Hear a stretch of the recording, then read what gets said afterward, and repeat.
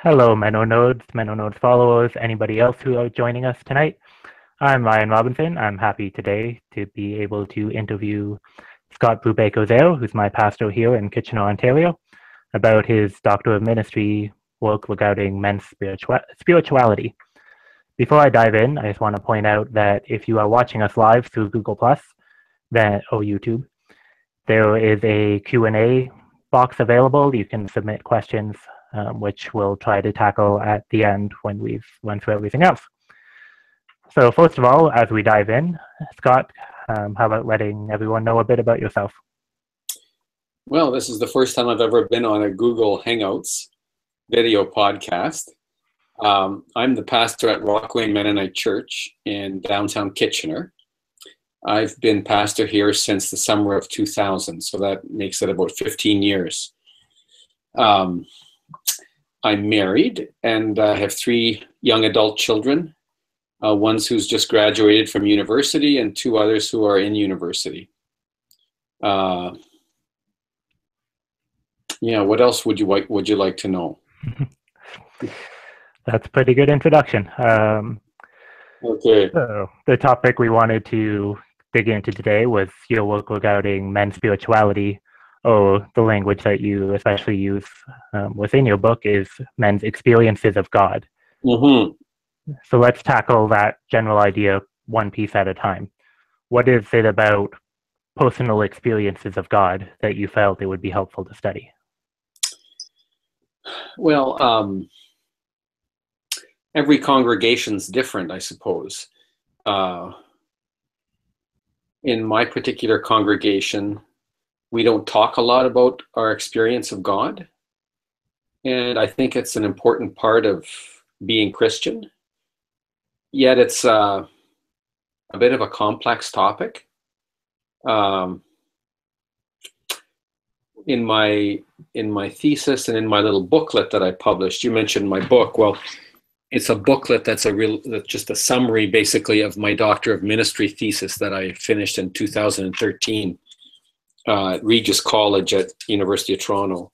And in there, I talk a little bit about the background of my interest. And well, one thing this goes back to is we worked in Colombia, South America, my wife and I, in the early 90s, not long after I got out of seminary. And I wasn't quite prepared for the kind of challenges that we faced there. I hadn't seen such poverty, such economic disparity, such social unrest. And I really felt I didn't have enough resources in me for ministry. And so, I really recognized that my studies, what I knew about the Bible, what I knew about theology, while helpful, it wasn't really quite enough. I felt like my well was fairly shallow, and I came back and I felt, boy, I need to cultivate more of a personal experience, personal relationship with God. And so I started going to Loyola House in Guelph at that point. That's a Jesuit retreat center in Guelph in the contemplative Catholic tradition. And through retreats there, through meeting a spiritual director, I got into a practice, a prayer practice, where I was able to experience God more personally for myself. So that's been an important part of my life and my ministry. But it's not always a straightforward thing. And I'll say more about that later, but I think it's an important part of being Christian, and that at some level, we need to be in touch with God personally somehow. God has to be real for us, rather than just a concept or an idea that we talk about. Yeah, definitely. what was it that made you want to study men in particular and our experiences with God instead of a general sample size? Yeah, good question. Other people have asked me that too. There are a couple of reasons. When you do a research project, it's always good to try to narrow your variables down. So that was one part, but that wasn't the main reason. I'm just going to get my drink of water here just a sec.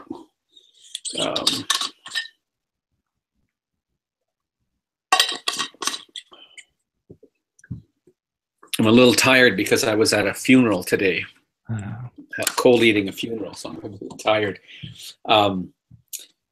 The other reason about men was through my experience in spiritual retreats at Loyola House, through my going to conferences, through my attending some classes on spirituality, spiritual direction, and so on, I noticed that women greatly outnumbered men. And so that was a pretty big reason why, well, where are all the men? Like, why aren't they coming on spiritual retreat as much as the women? Why aren't they training to be spiritual directors as much as women are?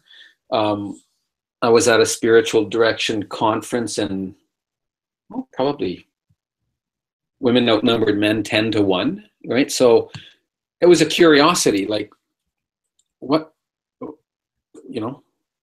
are men doing to connect with God? And what would they say to a question about how do you experience God? How do you know God personally and experientially? So that's why I wanted to work with men. Oh, one other thing too is that I've had some experience with men's retreats. Like someone who writes a lot on men's spirituality is Richard Rohr, Father Richard Rohr, a Franciscan from Center for Action and Contemplation in Albuquerque, New Mexico. And I was on men's rites of passage retreat with him in 2006. And so I've done some reading. I had done some reading on male spirituality and was intrigued by what he had to say. So that was another reason why I wanted to continue to work with men in my study project. Yeah, definitely an interesting area. And one of the reasons why I found reading through your booklet so interesting is because I haven't heard a lot of people that have specifically studied men's spiritual experiences. So with that general framework in place, how did you go about doing your research? Because this was a study, not just anecdotal stories, but you actually did research here.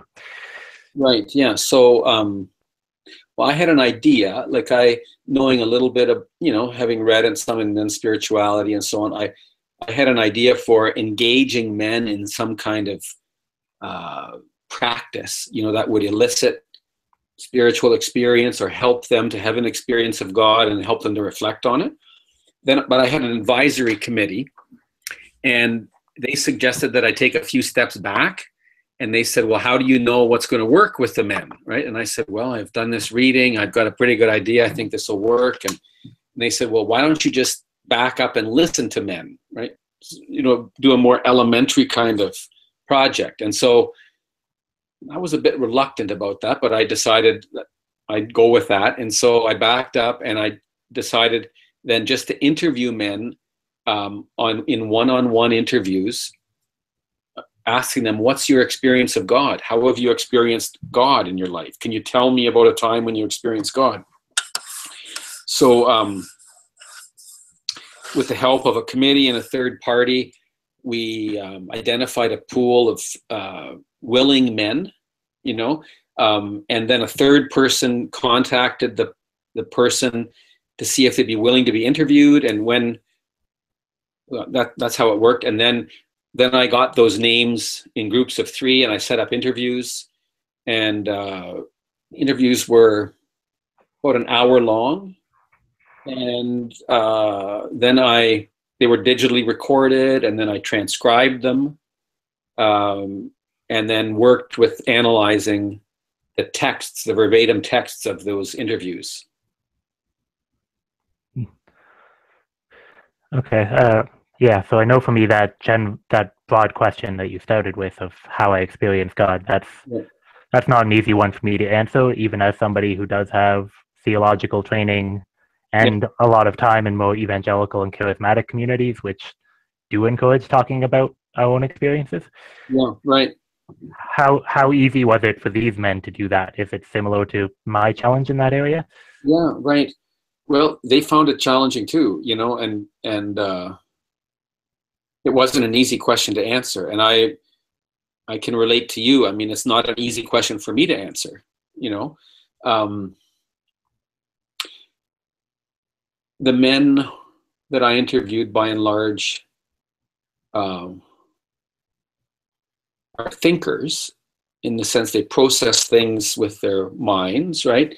Um, and so they had a lot of questions about God, and I think they were hesitant to name an experience because they couldn't fully understand it, right? Like, well, is this God, or was this just me feeling good about something? How do I know exactly when I'm encountering God? Like, it's challenging to know how to define, right? Um, so their responses were more like wonderings. Well, this happened. I don't know if it was God or not, but it was an experience that really impacted me. And when I think of this question, these are the kinds of things that come to mind for me. And so then they shared a number of stories. In some cases, they got off the track a bit, talking about their questions about God, or um, I don't know if God can really exist when there's so much suffering in the world. Like, it doesn't make sense to me. Um, or I don't understand how God can intervene in people's lives or through prayer when sometimes there seems to be that and other times not. And then I gently kind of moved them back to talk about experiences in their own life, because I didn't want it to get too abstract and theoretical. So yeah, it was challenging. Yeah. Excuse me. Yeah, so as you started to analyze what answers you got, um, in the booklet you identified that it came down to 7 themes, and those were kind of grouped into 3 broader categories, so connected themes. Yeah. So I'd just like to run through those fairly quickly. Yeah. And the first, and maybe arguably the biggest one, was you used the term awareness of unmerited goodness. Yeah. So why that label instead of a theological term like grace, which is what it sounds like it's basically talking about? Yeah. And what did you discover within that theme? What kind of things came up? Yeah. Well, yeah, in general, the other interesting thing we might get to later on is they didn't use biblical and theological language to describe their experiences, by and large, and so that's why they didn't use categories of grace or redemption or sin or conversion. And I mean, that's a good question to ask. Why? It makes me wonder, where have all my sermons gone all these years? The language of the church in the Bible, they didn't seem, it wasn't the language they used to talk about this question. So when I asked them, how do you experience God, or when have you experienced God? What they talked about primarily, the broadest category, were sort of blessings in their life. They didn't use blessings, but things that happened to them that they didn't feel they deserved. So, for example, someone met his spouse through a sort of a circuitous route. Someone introduced someone to someone, and then they introduced, and it just seemed like it all worked together. And he didn't know, well, how could this possibly be. And he felt so blessed that he met this person and through this contact of friends, you know. Another person managed to get a job that he felt suited to, you know, and just felt, wow, you know, there's so many people that are struggling, and here I have this job, I've had these skills, and I don't really deserve these skills that I have, and I can do something that I really like. It just feels amazing, you know. Other experiences of just being awed by nature, you know, the beauty of nature, overtaken while skiing, having to sit down and just contemplate the beauty of the scenery and the lake in the distance and the hills, and you know, so these whole variety of these experiences of goodness they shared, right? So even though they didn't use a lot of theological language, I mean, they seem to be experiences of God's blessings or goodness, right? So I named it awareness of unmerited goodness. There was also a couple of cases where a couple of men were almost in accidents and were just spared in traffic accidents, and you know, weren't saying, you know, God saved me from that, but that they just had the feeling that they were very fortunate and that something else must have been going on to have it work out this way. Yeah, that's really interesting, because those things that you can't necessarily explain, and you could even rationalize them away, but you just have that feeling that it wasn't just a coincidence, that there was something bigger going on. Yeah, someone said that they couldn't quite shake that feeling, you know, that there was something else going on. Yeah. The next major category that you look at is a sense of connection. Yeah. Do you mean this primarily as connection with others within a church community, or which is another strong Anabaptist value, or connection directly with God, or what exactly do you mean by that? Yeah, well, this came up again. This was another thing that kept repeating, right? And so in the analysis of the texts, right, I did a research methodology called grounded theory, where you go through line by line and you give sections of text codes, right? So themes or words that keep coming up, and then you group these codes together. You kind of sift it down. Well, a lot of comments about being connected, you know, in a good sense, like being connected to this group of friends that introduced somebody to somebody else. Came up numerous times, a feeling of connection to the environment, like to the natural world.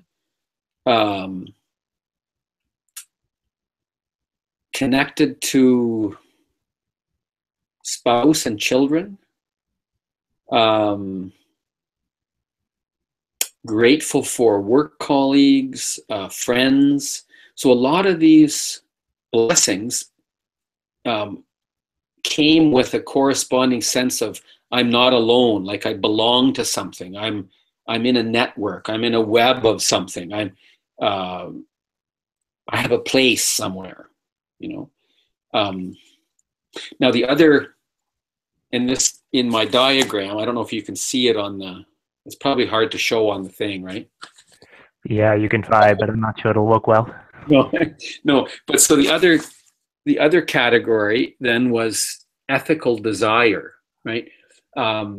They also talked a lot about wanting to make a difference, wanting to live well, and they demonstrated integrity in a lot of ways of wanting to be honest. And the sense of connection was sort of connected. It's hard to describe without looking at the diagram, but I'll give you an example. This feeling connected to the environment. In a number of cases, the men said, therefore, I want to care for the environment. You know, I'm connected. I want to do what I can to recycle, right? So, like one interesting quote here. Let me read it here. In my little booklet, my summary, I've got a number of like quotes from the interviews, all confidential, of course, but no names associated with them.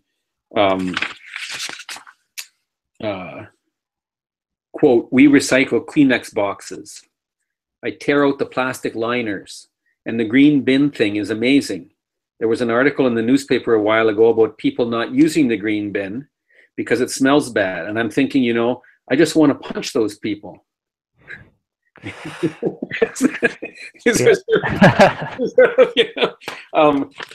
Candid conversation. There we go.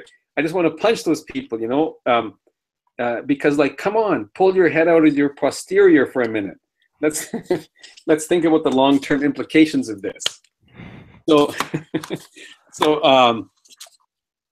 you know, I say here, often this ethical impulse grows out of something good, a sense of feeling connected to something, you know, knowing how good nature is and then wanting to protect it, right?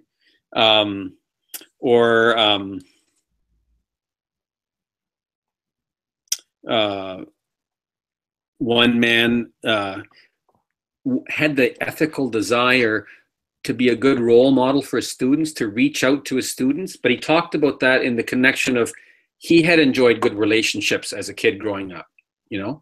He said he felt connected to his family. He was grateful to be able to go to camp.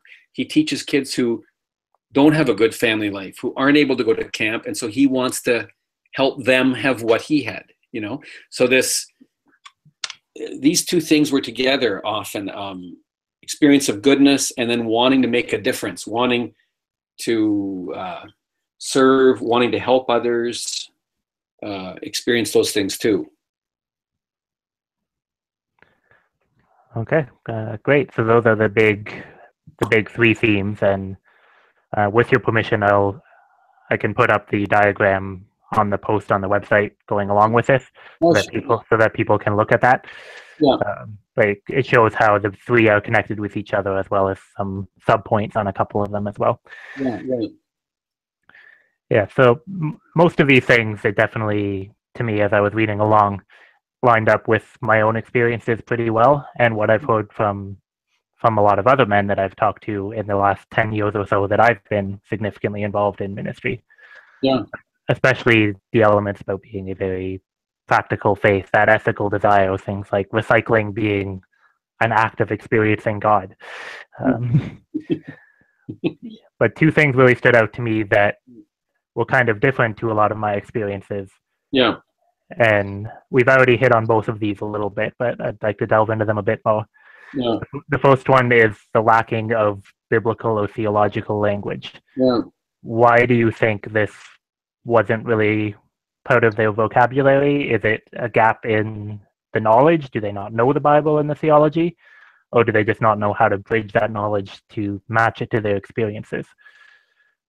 Yeah, good question.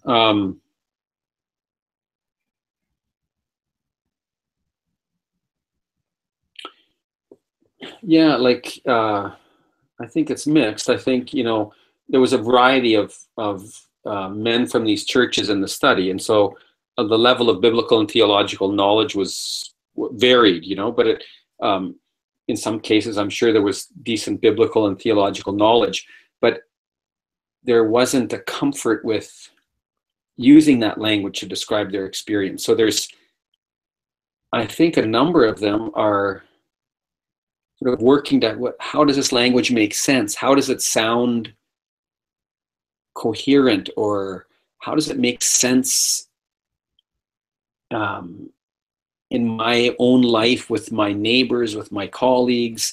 You know,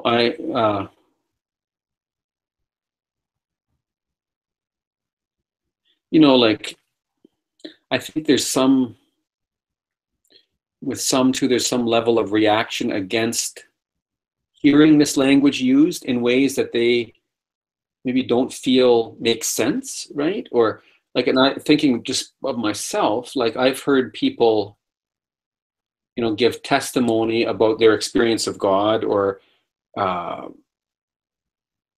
receiving answers from prayer. And I feel conflicted inside. I think it's really important to share these things, but I don't quite know what to do when people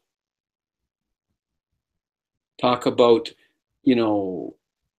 God helping circumstances work out in their favor, for example. And not, or like, for example, it's weird. I mean, I don't know what to think, but good weather on a holiday trip or something, or I've even heard of someone say, they were praying for a parking spot and then one appeared, right? Like, God cares about everything for us, but it can sound so, I don't know, shallow or self-indulgent somehow, that God's arranging all these circumstances just for me, I think. And then a number of men said, how does it make sense when there's so much suffering, right? Like, why would God be manifesting like this in someone's life, giving them good holiday weather, when he doesn't seem to be doing much for the Syrians who can't get out of Syria, right? Like, so these questions were in the background, and I think the way I interpreted it, it made them cautious to know what to say, because they couldn't figure it out really. In some cases, though, too, I think some of the men, didn't have a chance to really work through a theology in seminary or religious studies classes, and maybe we're working with kind of an old, not very developed theology. Like, one guy was saying, this just doesn't make sense to me, this this Trinity thing, or this, or the salvation story that Jesus is sitting up there in heaven with God, and God's, he had an idea that there were sort of three humans up there, sitting up there, and then things got really bad, and then God says to Jesus, okay, time for you to go down, right? To die for humanity and save everybody. Like, that's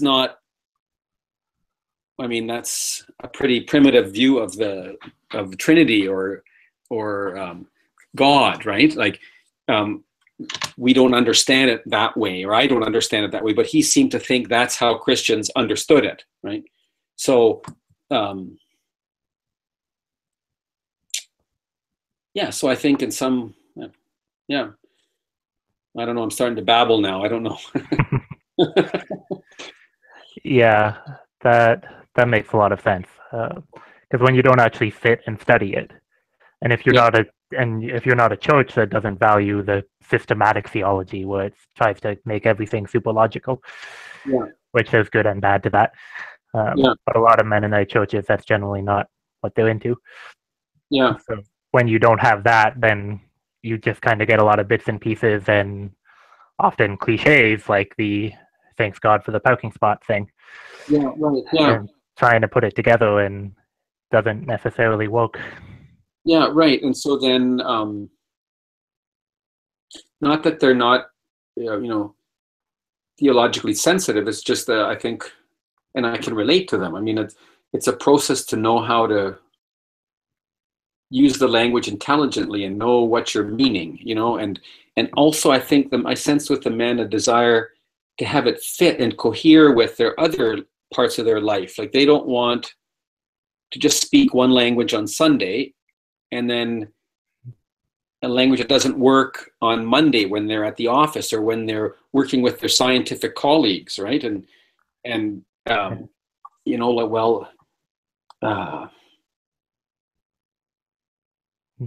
that poses a really good question then. Do we need to change some of our language on Sunday to be more relevant to the rest of the week?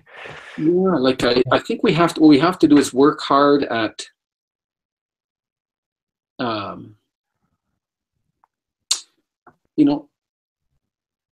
putting our faith in the context of a scientific materialist worldview that we live with, and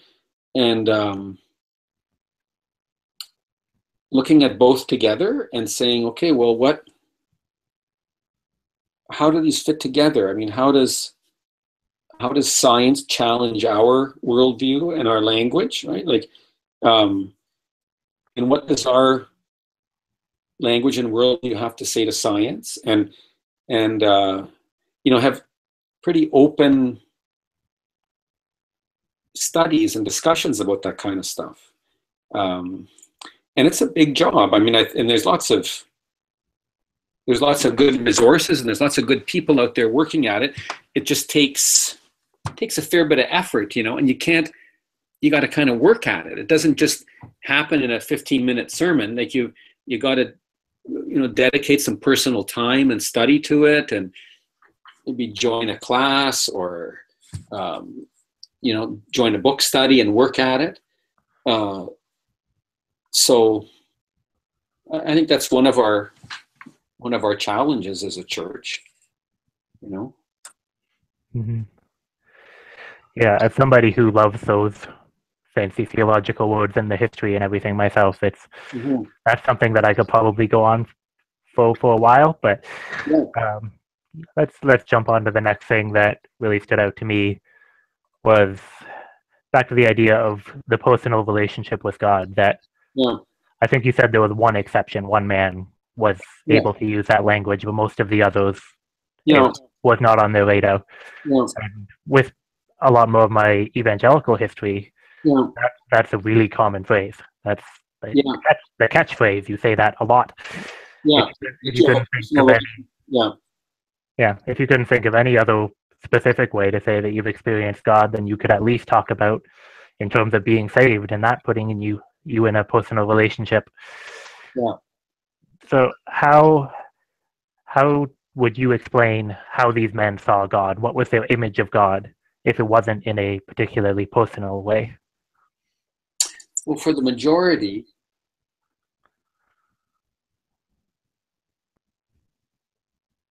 I think it was challenging for them to see God as a being of sorts that speaks to me personally. They tended to see God as a mystery, God as a mysterious more that's out there that they can't fully grasp, but that's a source of goodness, a source of love, right?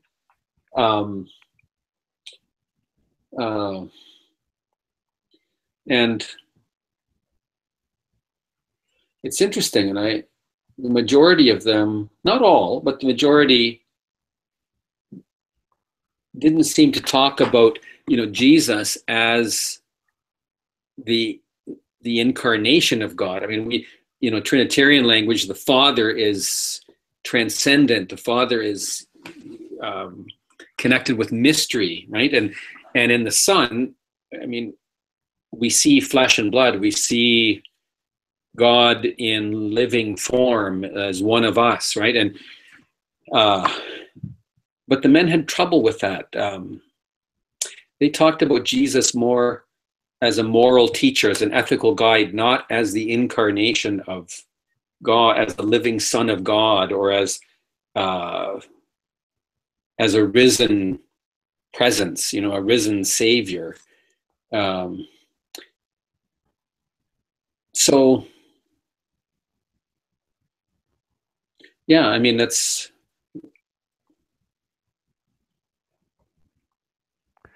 I don't know. I don't. Somehow they had trouble with that. Interesting, because I think for me, I heard all that language in evangelical circles.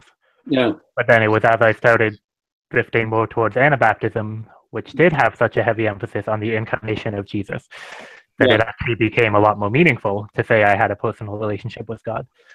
So I usually think of it as the other way around, but I can see how it works both ways too. Say that again, Ryan. So that, as you discovered Anabaptism, say that again. Because Anabaptism is so heavily focused on Jesus as the ultimate revelation of God, yes, as opposed to the Bible in general, or whatever else. Sure. So because you have that personal fleshly image of God Yes. so heavily emphasized, then it was a lot easier for me to be able to picture God in a almost human-like, in a personal way. Yes. Okay.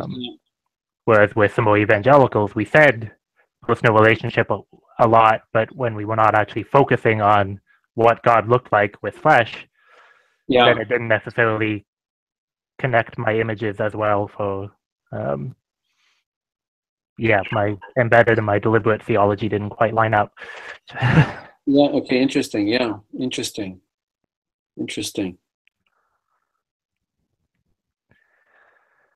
So something that I just referenced, that terms that I picked up when I was in seminary were the ideas of embedded versus deliberate theology. Mm-hmm. Embedded is what you believe about the world, and we all have an embedded theology, whether we've studied theology or not, or even consciously thought about God at all.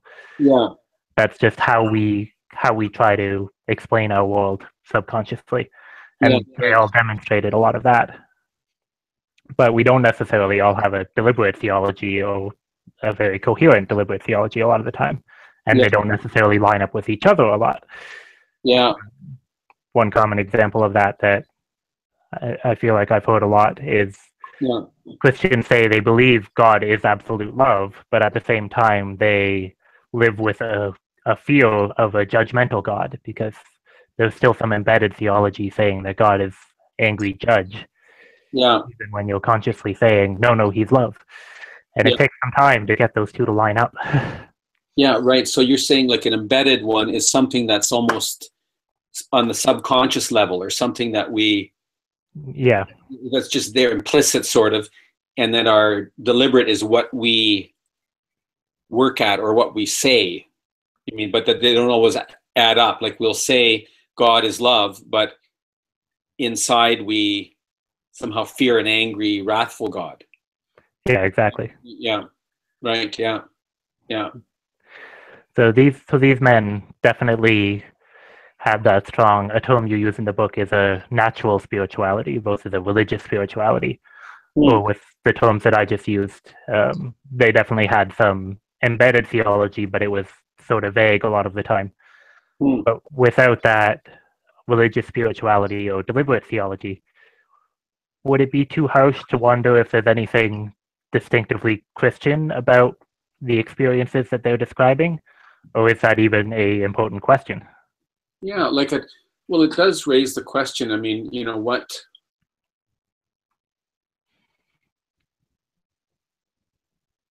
And I think it's a more somehow vital question now, in a postmodern pluralistic culture that we live in. Well, what makes a person Christian, right? Like in earlier times, it was kind of assumed, right? Like most people were Christian. You go to church and you're Christian, right? And nowadays, it's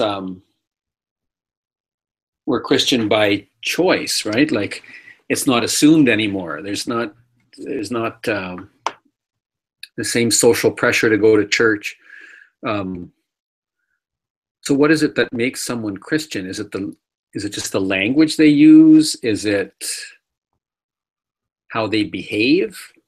Right? Like by your fruits you will know them, right? Is it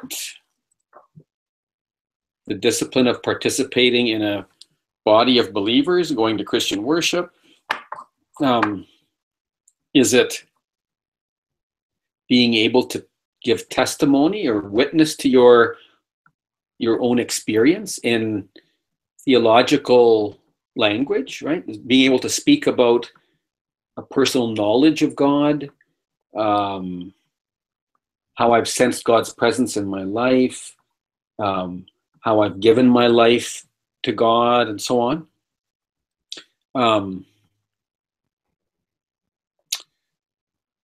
The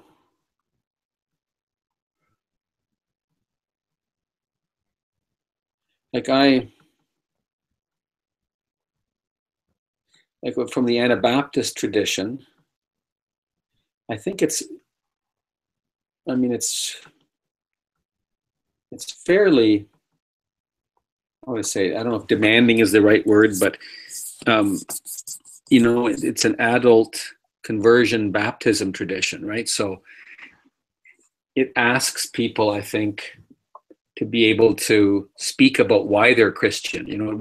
What's been their experience. You don't get up and say, I'm baptized because I've just turned 18, or I'm getting baptized because my parents think I should, right? We expect in the church, well, I'm baptized because I have come to know the presence of Jesus in my life, right?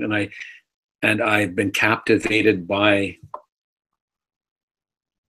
God's love. I've sensed forgiveness, right? I want to be part of God's community that's called to help heal and reconcile the world.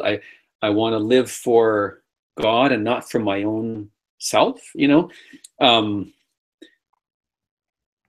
so it's that's the tradition I've grown up in, and so I'm trying to help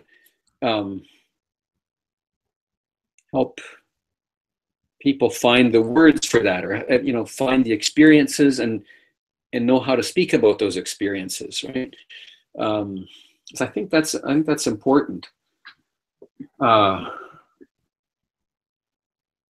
You were talking about like in my little booklet, I talk about, there's an author, David Benner, who speaks about different forms of spirituality, and Ronald Rolheiser, a Roman Catholic, talks about this too, and in the sense that all human beings have a natural spirituality. If all human beings have been created in the image of God, there's certain longing for God, a longing for self-transcendence, a longing to be part of something bigger, a longing to contribute, and so on, surrender oneself. And so they talk about that as being at a natural level, that all people are spiritual by virtue of being human, right? And then religious spirituality is when that longing takes shape within a particular tradition, right? And there's different kinds of religious spiritualities, of course, Buddhism, Hinduism, Christianity. And then, a Christian spirituality is when that longing gets expressed and understood within a particular language and symbolic story, right? And that becomes the story that we own, right? And so what I sense with the men is very much a natural spirituality, like a spiritual sensitivity, but a real wrestling with, well, how can I own this Christian story, right? How can I own these Christian symbols and make them coherent, make them my own? It's a challenge for a lot of people, and as a pastor, I think that's part of my work is helping people find the words for that, right? And I think we're living in interesting times because there's just so many questions, so much fluidity, I think a lot of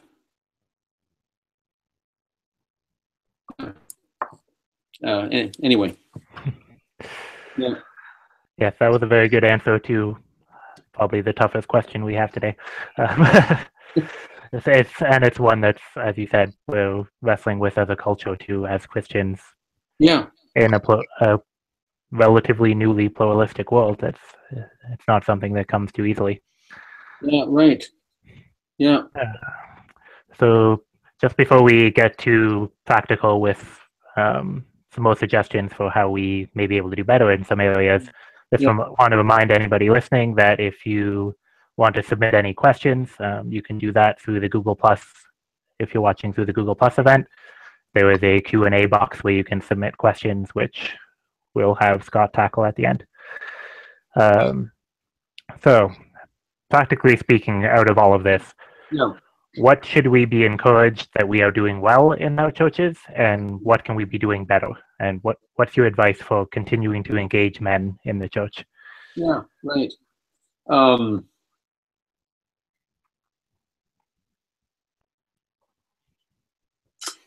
there's different ways. This focus of this study is helping men, speak about their experience and find language for their experience, their spiritual experience. So I think it's good to try to make spaces, right? It's kind of challenging because I think sometimes we're intimidated by like a spiritual sharing group, or because we think, well, I don't know what to say. Like, what am I going to say, right? Like, so I've in my little booklet, I have a suggestion for a very simple kind of reflection where men would get together, maybe, have pizza, have a light supper, and then reflect a bit on some questions in a safe kind of way where there's not a lot of discussion back and forth, but where did I feel particularly alive this week, or where did I sense goodness or beauty, right? Without getting too heavy-handed with it, the theological language, just starting with reflecting on this stuff, and then having men talk about it, but perhaps have a talking stick and say something without others commenting, right? Not everyone has to speak, so they can just hear each other say what they have to say, and then perhaps reflect on, well, where did I feel ill at ease, or not well, and just speak those things out, and in the company of other men. And I think my sense is that often we men don't talk a lot about our experiences, right? We keep a lot of things inside, and sometimes we don't have the language to know how to express our feelings, or we're afraid of vulnerability, or we're afraid of looking weak, or we're afraid of looking like we don't understand what's going on, right? So if we can create some safe spaces where men aren't going to feel too put on the spot, I think that builds some trust, and this can help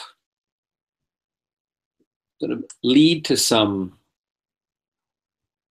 sharing, and eventually, conversations about,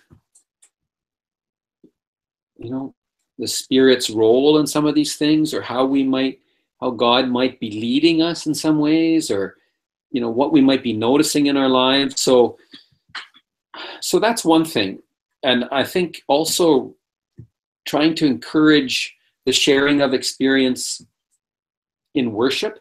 And I know it's very different. Like, in my setting, people don't tend to talk too much like this, right?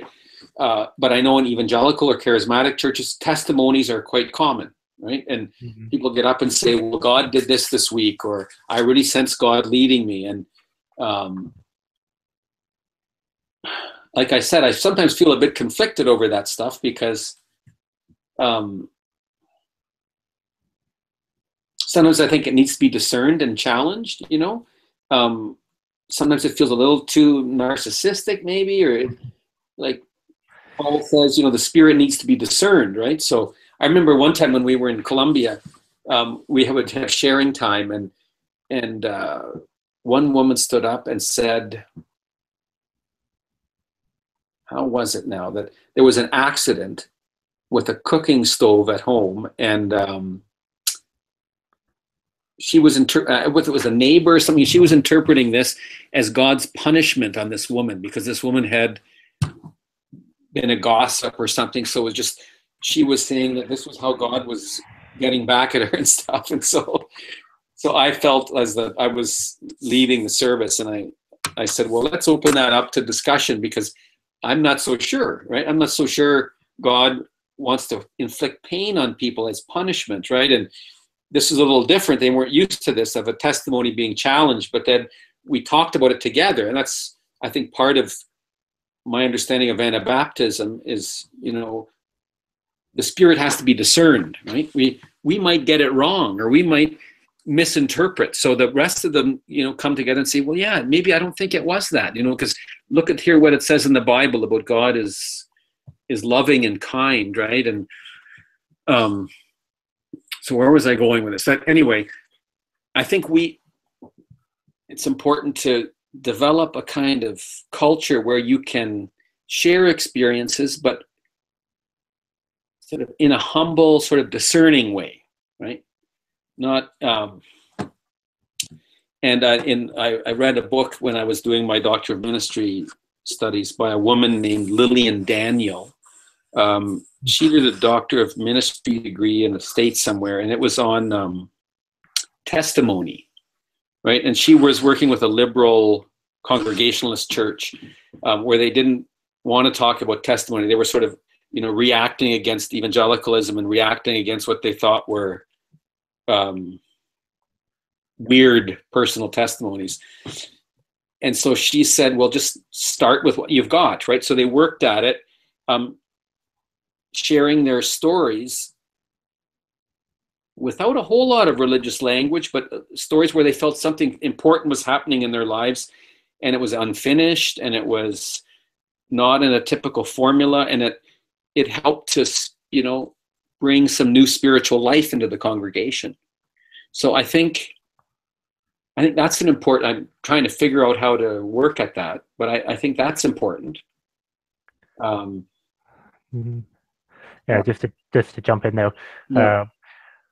Lily and Daniel actually came to my seminary, had a conference every year where a lot of alumni came back and wrestled through whatever issues. And I don't remember what the bigger theme was for that particular conference, but Lily and Daniel was there for 2 or 3 of the main messages, and one of them she talked about the importance of testimony. And this is at a relatively liberal in the political and theological sense United Church of Canada seminary. So most of my classmates, this is pretty radical for them. But was this at Queen's, Ryan? Yeah, at Queen's. At Queen's, yeah, okay, yeah. So this is kind of strange for them. Yeah. So I definitely thought it was great, and it generally seemed to be well received. I don't know how many of them went on to put it into practice in their churches, but I imagine at least some did. Yeah. The other element that comes to mind when we're talking about this is, as you're creating a safe space, that's usually very hard to do with a really big group. You can't just put 100 men, all of the men in your congregation in a room and try to make that happen. No, they wouldn't come either. Yeah. I would be quickly turned off of that idea. Yeah. But a big part of my own spirituality, as you know, and a lot of people who read my blogs and stuff know, is the small group setting. Yes. Because that is able to foster a group of 10 to 20 people that know each other pretty well. Yeah. And in our case, ours is male and female, but I think there's benefits to both. Yeah. Do you think these... Yeah, I guess there's not really a question to that. It's just, I think that's an important element too, is just being able to get smaller intentional communities together to be able to work these things out, and then they actually have an opportunity to build up that trust. Yeah, no, I think that's really important, you know, and how to encourage men particularly, you know, to consider that kind of thing. Like I've had those kind of groups in my own life with friends that have had a kind of spiritual friendship nature to them, you know, of being able to share, well, deep experiences that are spiritual experiences, and also experiences of failure or uncertainty or weakness. And it's risky, you know, you have to have, you've got to have a sense of trust, and it takes a little while to build that up and to encourage it, right? But I think that's really important. I think, I don't know what your sense is, like you're a bit younger than me and your generation. it seems that women kind of are able to form those kinds of sharing groups a little more readily than men.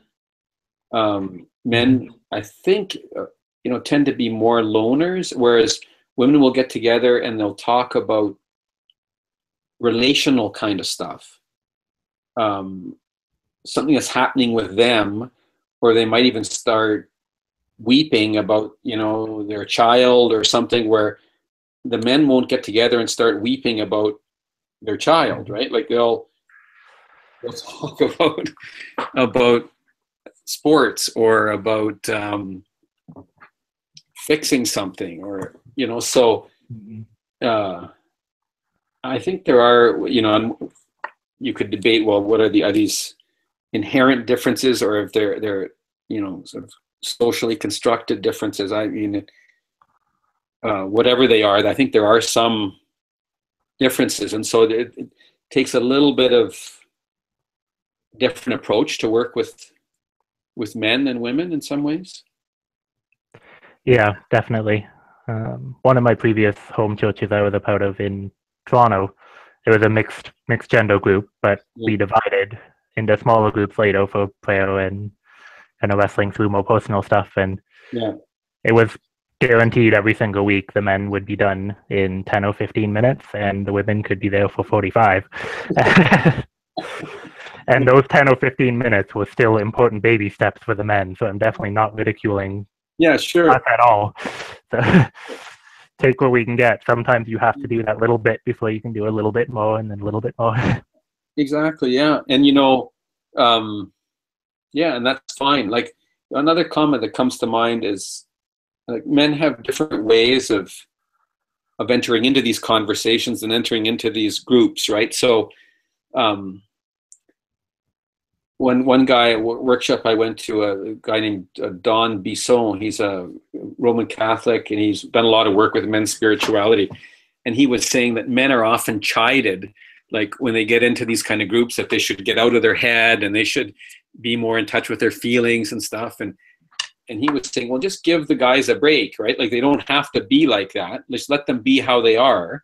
And so men might get together and they banter more or talk about sports or whatever. And the important thing is that eventually you get to issues of heart and soul, he said, but you might get there in different ways, right? They might take a more meandering path to get to it.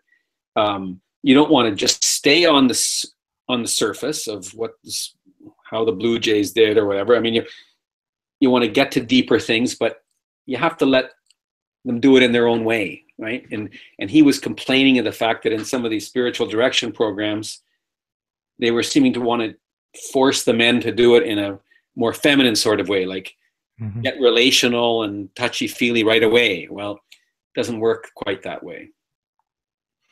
Yeah, definitely. I think that's an important take-home point as well. Yeah. Any other thoughts that we haven't covered before we jump in to see if there's any submitted questions? If anybody wants to submit one still, they could do that through Google+, the Q&A box. Anything else? No, I think I'm just looking at the clock. I'm surprised it's an hour's gone by. So yeah, this went by pretty quick. Yeah, so I think that's enough for now. So we don't actually have any submitted questions unless something jumps in quick. Okay. The only one that I might bring up before we break off, and you mentioned some of it already, but what do you think of significant differences that Mennonite women would say differently than Mennonite men when it comes to how they describe it, without having done any research on women, obviously? Good question, yeah.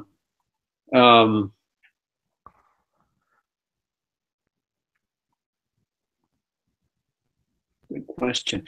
I have a hunch. That women may talk more about experiences of pain and difficulty, finding God in the midst of those. I have a hunch, and I think maybe it takes men a little longer to get to that level, but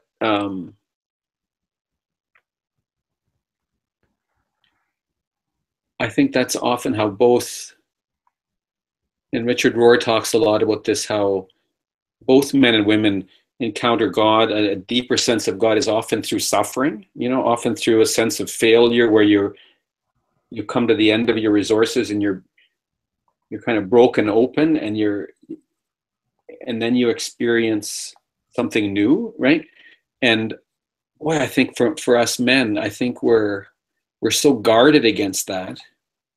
That we've been socialized for so long to be strong, to be in control. So this weakness, failure is really tough for us, right? And I think,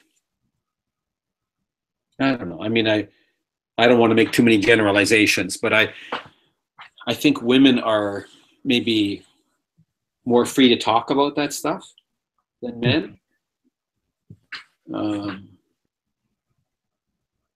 Like the weeping, right? Like women are maybe more free to weep about sadness, where it's a little more hard. The men may be feeling it inside, but it's a little harder. There's a few more barriers to be able to express that,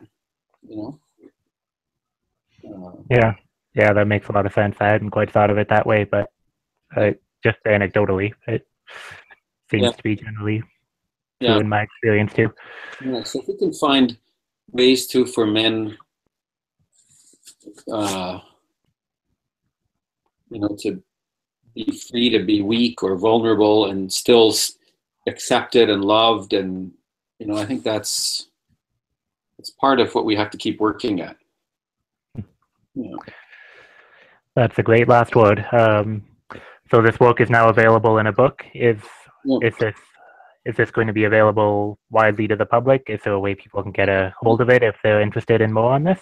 It's a booklet. It's called "In Front of All This Beauty, Understanding Nothing," which is a quote from a Bruce Cockburn song that seemed to sum up in some ways the findings. It's a little booklet, 8.5 by 5.5. It's I just got it from the printer. It's on sale for $5 a copy. I've got some here at the church, so I haven't really figured out much of a distribution system, but you can email me, and I can get you a copy. Okay, great. I'll put your email up with the post then. Pastor at rockway.mc.ca. Okay, great. Okay. Yep, this has been a great conversation. If anyone is listening would like to be a part of more great conversations, check out all the things MennoNerds that we have going all over the internet. We've got lots of bloggers that are aggregating posts through MennoNerds.com. We have a very active Facebook group with lots of conversations happening. And we have an ongoing vlog conversation on YouTube where people talk for 4 minutes at a time about whatever they want. You can also subscribe to the podcast as audio or video in iTunes or whichever other feed readers you want.